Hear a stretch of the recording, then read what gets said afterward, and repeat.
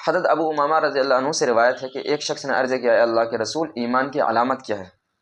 آپ صلی اللہ علیہ وسلم نے ارشاد فرمایا کہ تجھے تیری نیکی خوش کر دے اور تیرا گناہ تجھے غمگین کر دے۔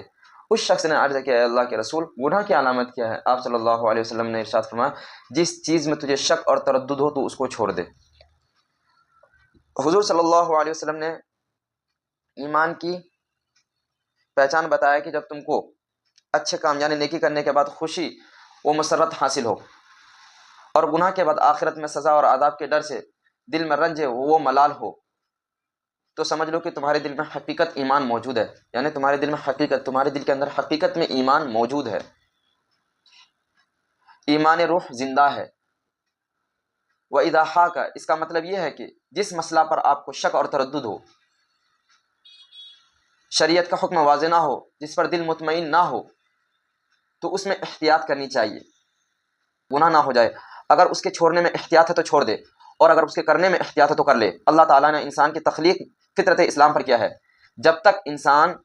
صحیح فطرت پر رہتا ہے تو اس کے باطنی حواس بھی ظاہری حواس کی طرح کام کرتی ہے، اور جب فطرتی انسان خراب ہو جاتی ہے تو پھر اس کے حق و باطل اور صحیح و غلط میں امتیاز نہیں رہتا، فرق نہیں ہوتا، جیسے وہ باہر ہوتا ہے ویسے وہ اندر ہوتا ہے، جیسے اندھا کو سفید و سیاہ میں امتیاز نہیں رہتا۔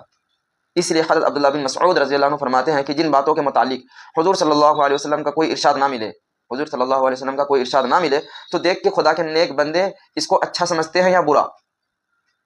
اگر خدا کے نیک بندے اس چیز کو اچھا سمجھتے ہیں تو وہ اچھا سمجھ لو اس کو، اگر خدا کے نیک بندے اس چیز کو برا سمجھتے ہیں تو برا سمجھ لو ان کو۔ حضرت واصبہ رضی اللہ عنہ فرماتے ہیں کہ میں نے حضور صلی اللہ علیہ وسلم کی خدمت اقدس میں حاضر ہوا، آپ صلی اللہ علیہ وسلم نے فرمایا کہ تم نیکی اور گناہ کی تعریف معلوم کرنے آئے ہو، تم نیکی اور گناہ کی تعریف معلوم کرنے آئے ہو، لیکن عرض کیا،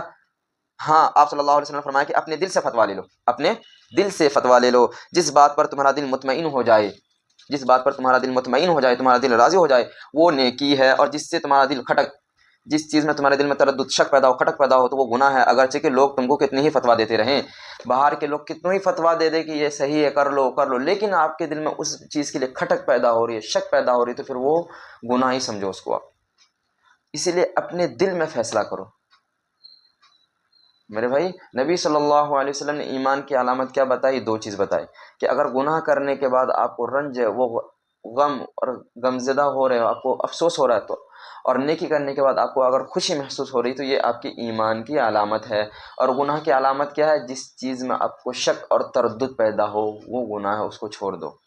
اللہ تعالی ہمیں کہنے سننے سے زیادہ عمل کرنے کی توفیق عطا فرمائے۔